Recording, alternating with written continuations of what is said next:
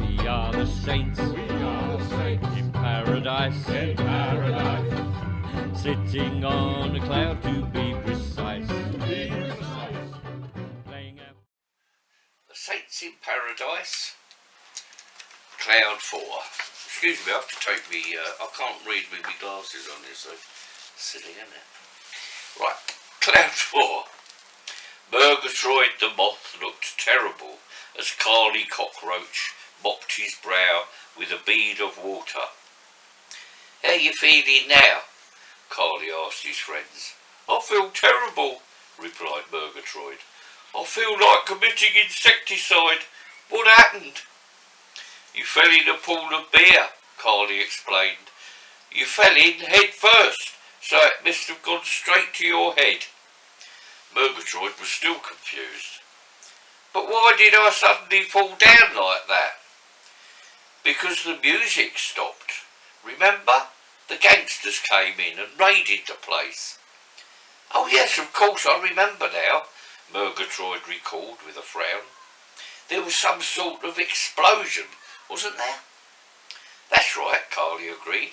The gangsters threw a bomb at that little human fella, but it missed and blew up the band instead. The Saints? Yes. Are they all dead? I think so. Typical, isn't it? Murgatroyd moaned. Just as some humans come up with some music that animals and insects can enjoy. Well, look on the bright side, Carly said thoughtfully. We still have our own insect groups, don't we? You know, the beetles, the ladybirds. True, came the reply, but I don't like the beetles, they bug me. As for the ladybirds, I'm always too busy looking at their legs to notice their singing. Yes, that's one good thing about girl insect bands, Carly admitted. They have lots of legs. Ooh. I'm looking at the book here. On the other hand, replied Murgatroyd, they don't last long. As soon as they start singing, when humans are around anyway, someone swats them. What about that new singing star then? The cockroach asked. Boris Bluebottle. He's supposed to be good. I suppose he's got a good voice, the moth agreed grudgingly, but you must admit he's a real fly character. Just then, 2 mice came in. They'd allowed the 2 insects to stay in their home until the moth felt better. How are you feeling now? Asked the brown mouse. Much better now, thanks, Madge, the moth replied.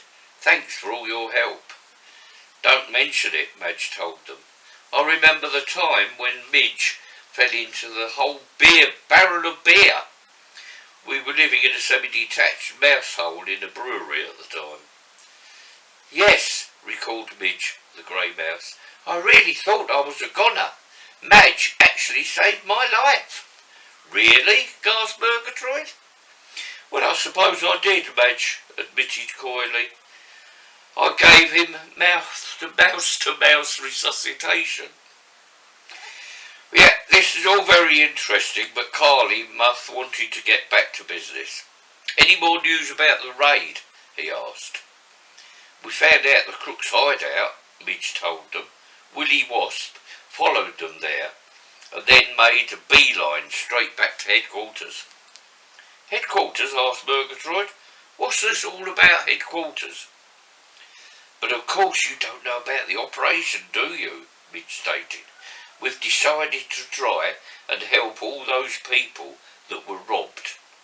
See, they all belong to the Society for the Abolition of Weed Killers, Insecticides and Poisons, so they deserve our help. But how can we help? Asked Murgatroyd. After all, humans will have all their police force out looking for them. True, we know where they are now, but how are we going to catch them and bring them to justice? Ah, but we can, replied Carly Moth darkly. Now listen, here's the plan. Funky music, the angels are so far. You know, this place isn't so bad, Duke observed as he looked around. Now we've got a bit of swinging music up here. Just look at the gear, though. Hardly with it, is it? With it, is it? Duke was referring to the plain white gowns they were wearing. Hardly with what? Asked Chico. Well, you know, explained Spike. They're not very colourful, are they? I mean, they're all the same. No imagination, no style. But all new spirits wear these gowns, Chico replied. What about us cherubs then? We don't have a thing to wear. Real cool, man, said Duke. I can't see myself going around in this clobber for eternity, though. They all sat thinking for a while. Hey, Si broke into the conversation after a while. Surely we could get our old clothes back. After all, we've got our instruments, and do you remember that £5 note you found, Spike, on our way up here? That's true, Spike agreed. Could we get our own clothes back, Chico? The cherub shook his head doubtfully. I doubt it, he said. I remember a dog came up here once. His tail had been chopped off in an accident with a motor car. He asked St. Peter if he could stick it back on for him, but Peter refused. Why? Asked Spike. He was told that he wasn't licensed to retail spirits, the cherub told, in all seriousness. That's the sad tale, if ever there was one, Duke commented. But how does this affect us? Well, Chico explained, if they wouldn't allow a dog to keep his tail, then I'm sure you wouldn't be allowed to wear your own clothes. What is this then? Asked Dell. Some sort of army where we all have to wear a uniform? It's been the same for thousands of years, Chico explained. Then it's about time it was changed, said Spike determinedly. This isn't my idea of paradise at all.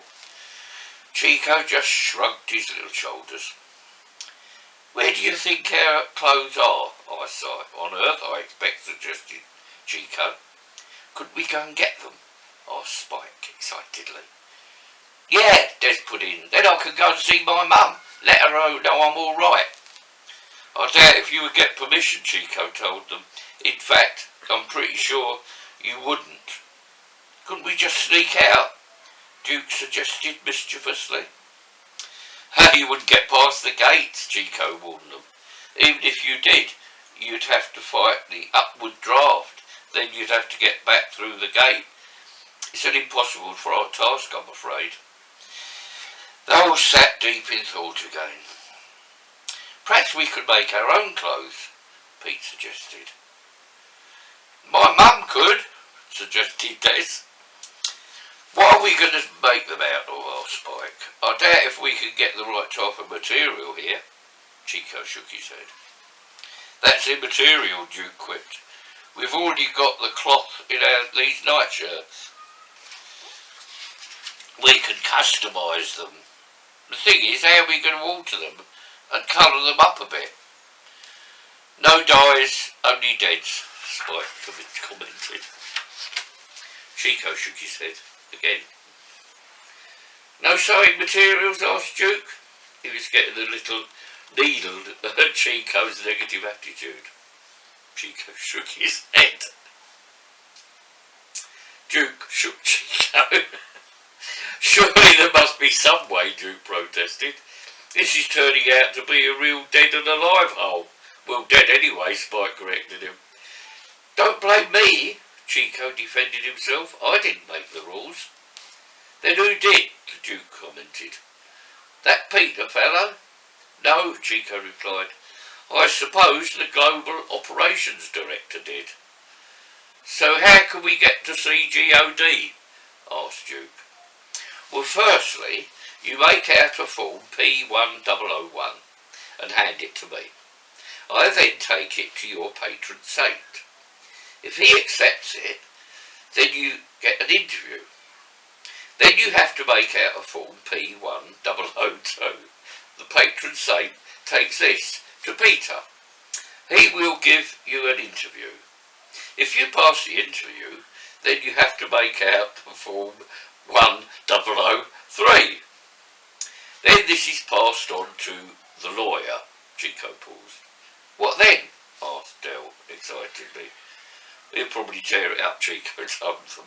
Oh, fine, said Duke. Paradise is no better than Earth.